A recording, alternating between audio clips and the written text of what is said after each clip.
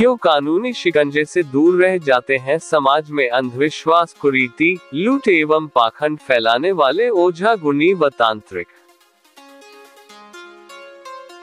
संतोष शर्मा। यह आजादी का 75वां वर्ष है। आजादी के करीब 7 दशक बाद तथा विज्ञान तकनीक के क्षेत्र में उल्लेखनीय प्रगति के बावजूद समाज में अंधविश्वास चरम पर है। 21वीं सदी के वर्तमान दौर में भी झारखंड समेत देश के कई राज्यों में मौजूद डायन बिसाही प्रथा एवं डायन हत्या की घटनाएं चिंता पैदा करने वाली हैं।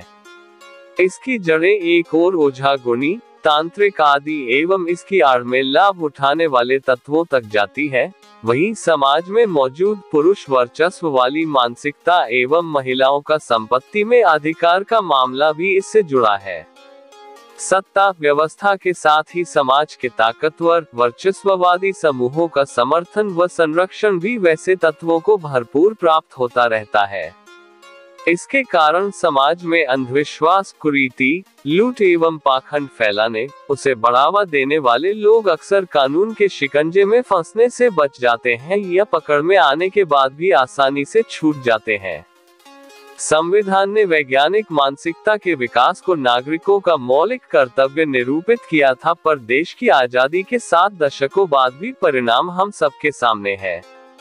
प्रस्तुत है इसी तथ्य को रेखांकित करता कोलकाता के पत्रकार एवं विज्ञान संचारक संतोष शर्मा का यह आलेख।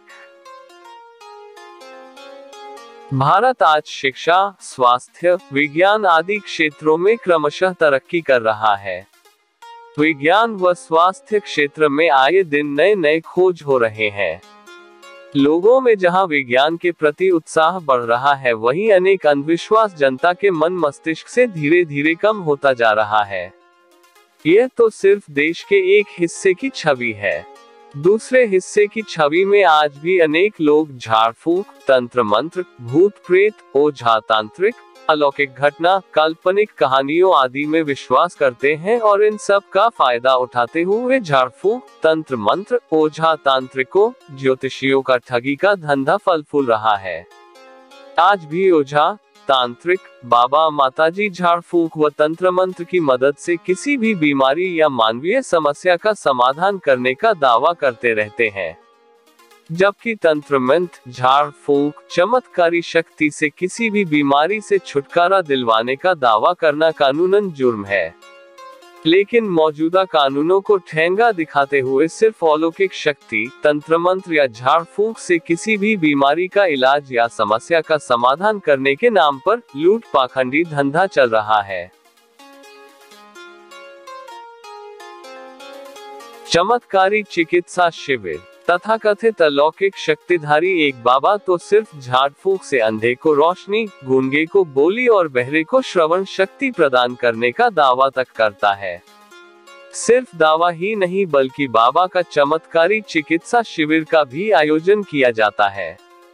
ऐसी ही एक घटना पश्चिम बंगाल के पश्चिम मिदनापुर के दासपुर थानांतर्गत जानापाड़ा की है, जहां बाबा पंचानन माइती अपनी अलौकिक शक्ति द्वारा अंधे, गूंगे और बहरे सहित किसी भी तरह के शारीरिक तथा मानसिक बीमारी से छुटकारा दिला रहे थे। इस धंधे में बाबा को 2 चेले अरुण गोस्वामी और सुकुमार सामंत मदद करते थे।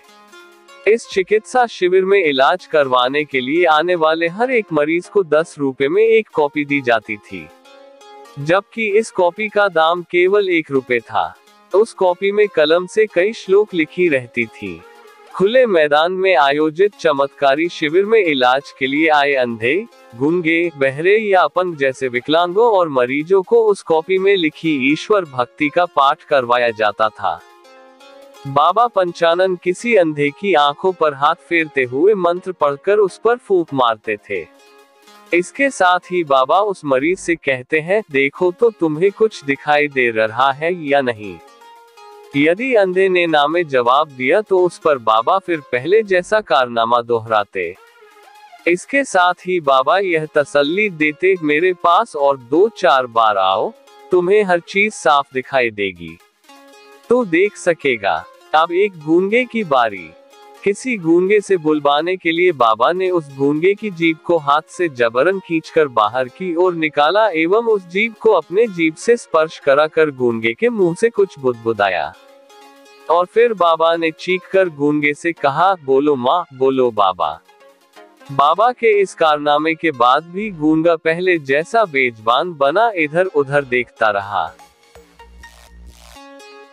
बहरे के इलाज में बाबा पंचानन ने किसी बहरे के कानों में मंत्र पढ़कर उसमें फूंक मारा। बाबा के शिविर में आए अन्य मरीजों का भी पंचानन इसी तरह से चमत्कारी इलाज कर रहे थे।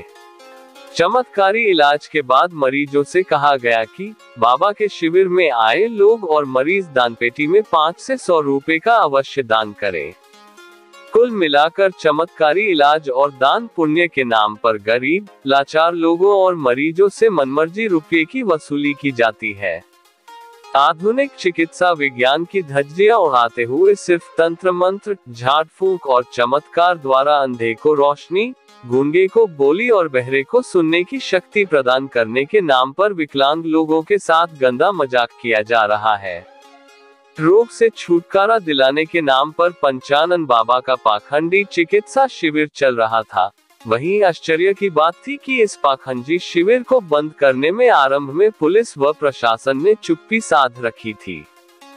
अंततः भारतीय विज्ञान व युक्तिवादी समिति science and rationalists association of India की ओर से पंचानन बाबा के इस चमत्कारी चिकित्सा शिविर के खिलाफ दासपुर थाने में लिखित शिकायत दर्ज कराई गई, जिसके आधार पर पुलिस ने गुमकपोता के निवासी बाबा पंचानन माइती और उनके 2 चेले रामदेव के निवासी अरुण गोस्वामी एवं राजनगर के निवासी सुकुमार सामंत को पहले अपने हिरासत में लेकर पूछताछ शुरू की। पूछताछ में ठीक ठाक जवाब नहीं मिलने पर पुलिस ने इन तीनों को गिरफ्तार कर लिया। बाबा पंचानन सहित तीनों अभियुक्तों को पुलिस ने घाटाल अदालत में पेश किया, जहां से उन्हें हिरासत में भेज दिया गया। पुलिस सूत्रों के अनुसार पंचानन बाबा समेत उनके दोनों चेलों पर औषधि एवं चमत्कारी उपचार आक्षेपाय विज्ञापन अधिनियम 1954 एवं धारा 417 के तहत मामला शुरू किया गया। अब प्रश्न है, क्या शिकायत मिलने के बाद ही पुलिस व प्रशासन पाखंडी धंधे को कानूनन बंद करने के लिए कदम उठाएगी? यह घटना सिर्फ एक उदाहरण मात्र है, लेकिन आज भी पाखंडी बाबा, ओझा, तांत्रिक, ज्योतिषी के चंगुल में फंसकर अनेक अंधविश्वासी लोग रुपये आदि गंवाने में लगे हुए हैं। चमत्कार से इलाज करना कानूनन अपराध। भारतीय कानून में यह स्पष्ट रूप से कहा गया है कि ताबीज, कवच, ग्रहरत्न, तंत्र मंत्र, झाड़ फूंक, चमत्कार, दैवी औषधि आदि द्वारा किसी भी समस्या या बीमारी से छुटकारा दिलवाने का दावा तक करना जुर्म है।